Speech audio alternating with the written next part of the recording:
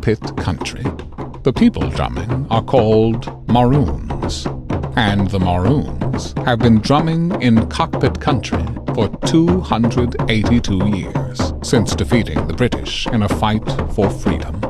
And this year, on January 6th, 2022, the Maroons will beat the drum 183rd year of freedom. Hi guys, welcome back to my channel, Jamaica Roots TV. Hope you're all doing well today. In today's video, we'll be speaking about some issues relating to the Maroons of Jamaica. We'll also be looking at another indigenous group, the Kalinagos of Dominica.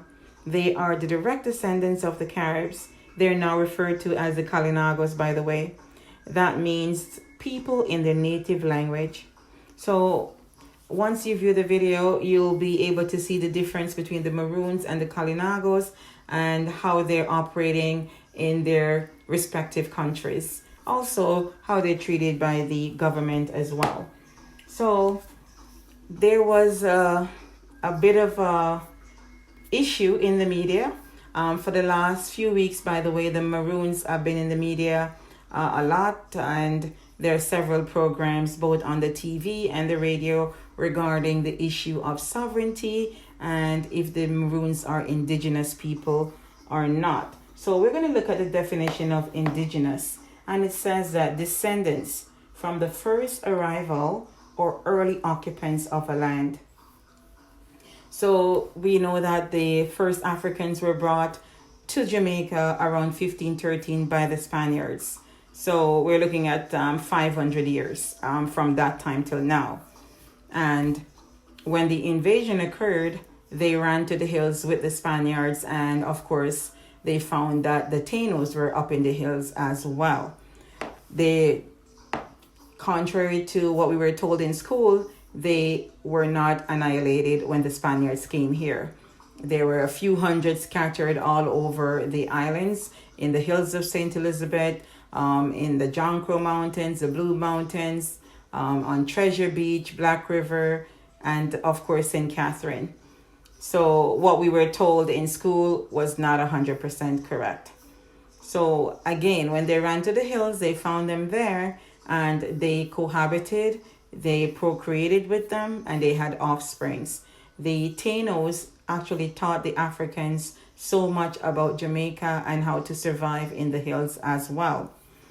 So to go back a little bit regarding the Maroons being indigenous or not, there's a big discussion on the TV, and I also listened to a podcast hosted by Professor Vereen Shepherd. So on the program All Angles, Dion Jackson Miller was the host, and she had a few guests on, and 3 guests, by the way. Dr. Harcourt Fuller, he has a PhD, and he is the co-creator and producer of the film Queen Nanny. That film I totally enjoyed. And he also appeared in Born to Run, a film about Jamaican runners. She also had Dr. Marcus Goff. He's an attorney at law.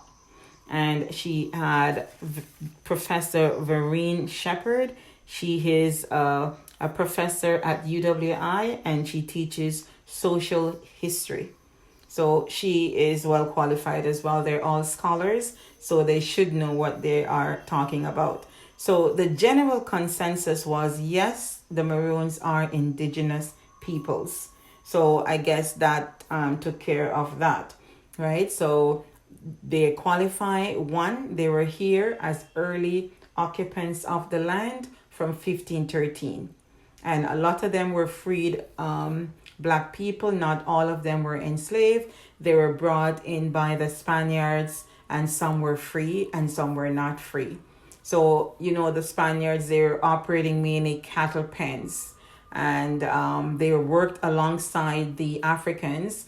It's a little bit different to what the English came with later. They had small sugar plantations as well, whereas the English came with massive sugar plantations and estates. So the scholars, as I said before, confirmed that the Maroons would be classified as indigenous peoples of Jamaica. So we're going to look at the English again when the invasion occurs in May of 1655. So we know they were coming from Hispaniola. They, under the direct orders of Oliver Cromwell, Penn and Venables had attacked and invaded Hispaniola. It was not successful. As they said, it was not executed properly, and they died of malnutrition, dehydration. They landed at the wrong site and all of that. So they had a host of problems, and they were beaten back by the Spaniards, who would not give up Hispaniola to the British. So they left, and of course, they didn't want to go, so to speak, empty-handed to Oliver Cromwell. So they stopped in Jamaica, of course, with the intention of invading and occupying Jamaica. So it wasn't really a fight per se, because the inhabitants in Jamaica was about 2,500 to 3,000, and the soldiers on the 38 ships that invaded Jamaica was 7,000. So we were taught in school that it was like taking candy from a baby, but it wasn't that, because we're given some misinformation as well. So it actually took 5 years for the Spaniards to leave Jamaica. So when they came, of course, the numbers, they outdid the Spaniards. They took up most of Jamaica, and the Spaniards ran to the hills with the Africans, and the Tainos were there, as I mentioned, and they all stayed in the hills. The Africans and the Spaniards grouped together and, of course, did some guerrilla warfare against the British. So even though the British was occupying most of Jamaica, there were pockets that they did not occupy, and they were being, given a lot of headaches by the Spaniards and the Africans, who were still doing some guerrilla attacks, coming down on the flats and attacking and retrieving and all of that. So the British, they wanted to end all of this. So what did they do? They decided to divide and conquer. So you had two leaders, Spaniard leaders up in the hills, and the British got to Juan de Bolis's ears. And they, of course, they must have made some promises to him. They told him to come over to their side. He brought over some Africans, and he started to fight on the British side. So when the other leader, Yisasi, saw that, he realized that it was futile. There was no hope, and he left Jamaica for Cuba around 1660. So that's 5 years after the British invaded, and they left Jamaica to the British. They did try, about 2 or 3 attempts were made by the Spaniards to retake Jamaica, but those attempts were not successful. The British would not let go. They wanted Jamaica for themselves. They wanted the land, they wanted the resources. So eventually the Spaniards gave up. Okay? So because of the invasion now, the Africans are now living with the Tainos. The Spaniards have gone to Cuba, and they now live in the same community, and they're having offsprings together. So a lot of Jamaicans will tell you that when they go and get their DNA done, they're surprised to know that they have Taino, quote unquote, blood in them.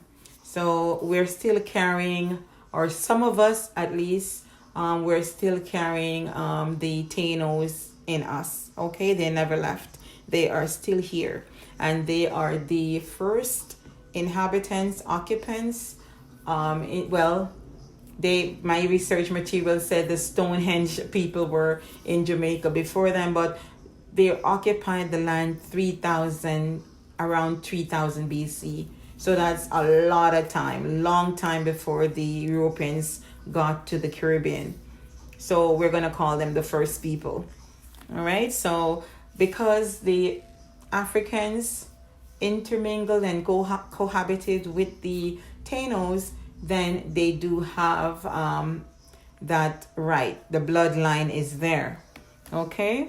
So let me know what you think in the comment section. because oral history has proven it, and archaeologists, of course, digging in the Jonquil Mountains and other parts of Jamaica have confirmed this. Okay, so on the All Angles program with Dion Jackson Miller, Professor Vereen Shepherd, she did state that it was time for a Truth and Reconciliation Commission, and she would like to see the Honorable Olivia Babs-Grange as the peace agent for that commission. I support this 100%. So we would have the leadership on both sides. That is the government, the Maroon leaders, lawyers, historians, representing each side to make this happen, right? And we need to have like a transparency as well. We need to have the leadership on both sides coming to some type of amicable solution, because the going back and forth and the knee-jerk reactions and the outburst, that is not helping. I was listening to an interview with the colonel from Maroon Town, and he was saying these outbursts in the media is not going to help the situation. They need proper dialogue, and they need to communicate with each other and work things out. Also, I think it was Professor Harcourt Miller. He was saying that once the meeting occurs, they need proper documentation, and it must be legislated, so there's no ambiguity going forward, which I totally support. Okay, so that should take care of everything between the government and the Maroons, because with the Kalinagos in Dominica, they have a seat at the table. They have a chief, they elect a chief, and they manage their internal affairs. That does not stop them from being elected leaders, and they have that rapport with the government. The tone is different. They are helping to make decisions about the country, and everything is working together for the good of the people, right? That's where the focus should lie. So I really admire that model, and if Jamaica can learn or maybe take a few things from the Dominica model, then that would be good. Okay, it makes a big difference how the government interact with the indigenous peoples, right? And as I mentioned, the tone is totally different. So regarding the Truth and Reconciliation, because there's so many things going on in the media, and when you read some of the comments in social media, that not all, some Jamaicans are saying that the Maroons did so many things wrong, centuries ago and all of that. So as I mentioned, the Truth and Reconciliation would serve as some type of healing on both sides, because we have to admit that there were wrongs on both sides. So let's look at what happened. So when the invasion occurred in 1655 May, the Maroons were in an 84-year battle with the plantation owners, right? The invaders. And they wanted to corral or hold the Maroons in a certain area, have strict rules on them and all of that, and the Maroons were not having it. They wanted more land to sustain themselves. The only thing that they could do to support themselves was agriculture and raise animals and all of that. So imagine how you would feel. You're in your country, and then you have some invasion. Other people invaded your home and chased you up in the hills, and then they're occupying the choice land and have access to all the resources and all of that. So I'm sure you would not feel good as well. So what did the Maroons do? Because the English kept pressing and pressing. So the Maroons, the English actually sent the British soldiers up into the hills to basically subdue the Maroons. And that was not gonna happen. You know how they would retaliate. So the Maroons would retaliate with a vengeance, and they would attack the plantations, they would burn the plantations, and they would take out the white planters. They would also take away animals and tools, equipment, all of that. And during those invasions or during those attacks, the enslaved people would leave in droves behind the Maroons. And so you could see that thousands, because over an 84-year period, thousands of them left the plantations and found refuge with the Maroons.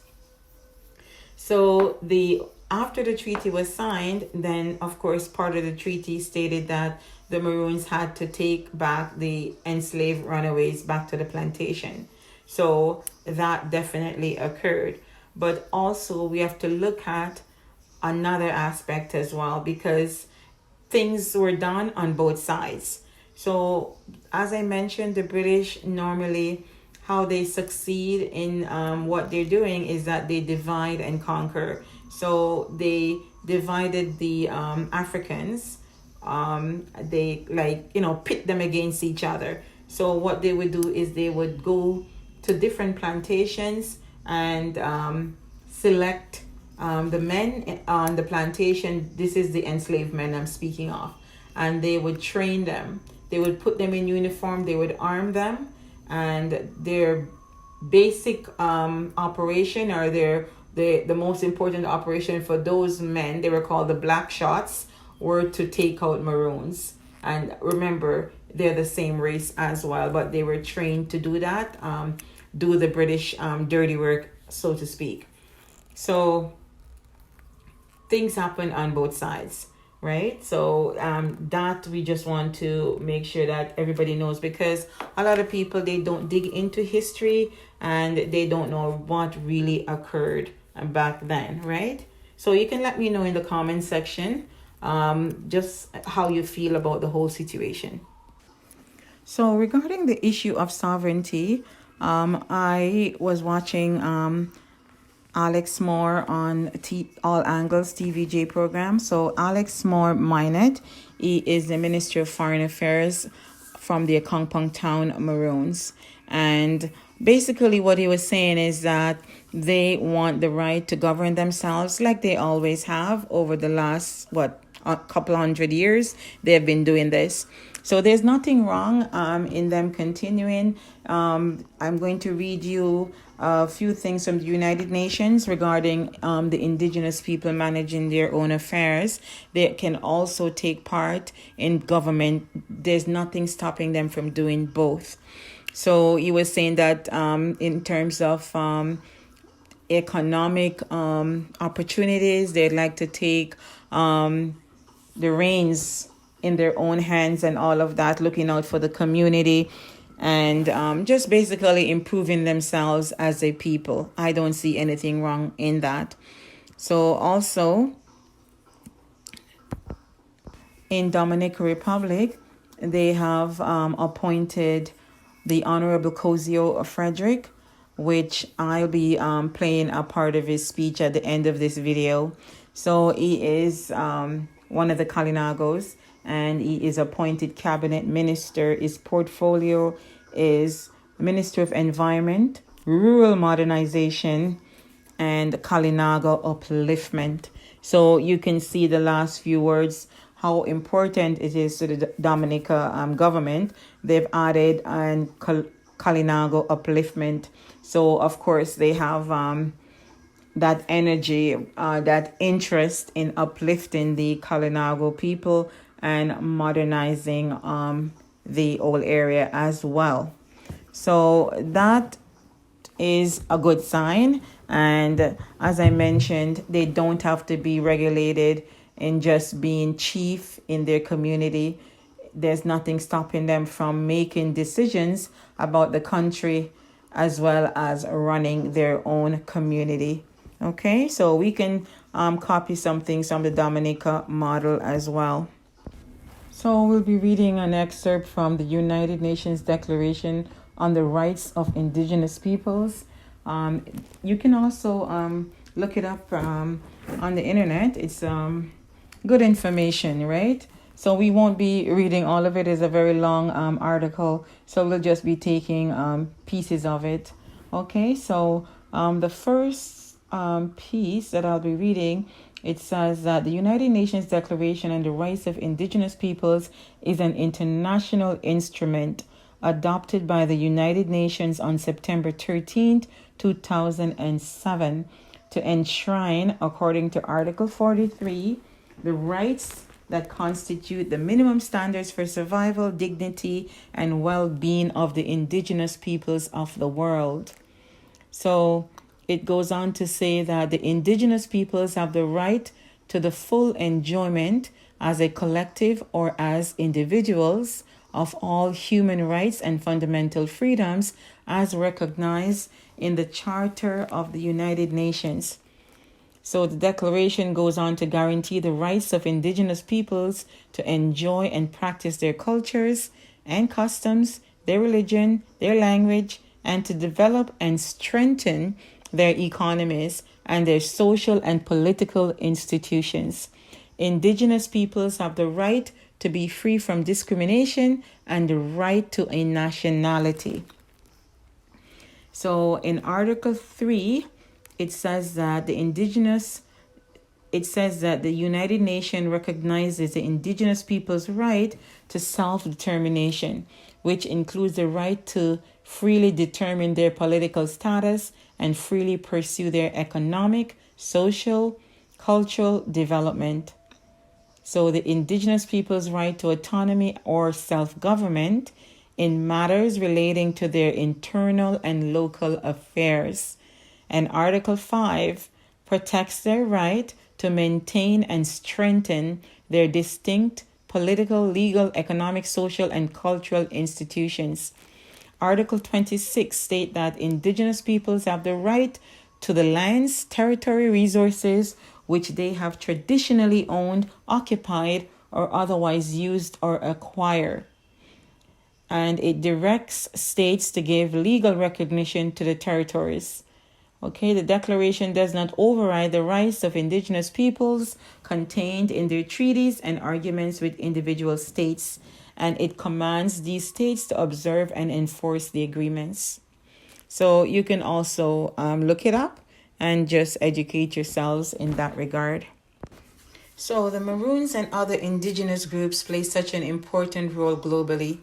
Hundreds of people across the world visit to see the Maroons, their lifestyle, and also it's documented by them.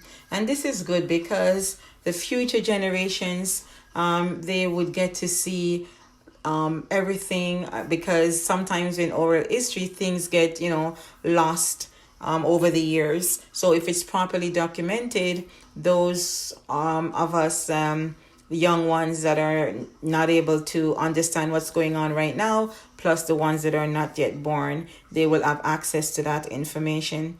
So the Maroons, their food, their culture, their song, their music, their storytelling, their knowledge of plants and herbs, their knowledge of the land and its resources cannot be quantified, and it cannot be valued. The Taínos came to the Greater Antilles around 3000 BC ago, and of course they occupied the bigger islands in the Caribbean like Jamaica, Cuba, Hispaniola, and Puerto Rico. They left their descendants here. They're still here walking around. They're not annihilated. So out of many, one people.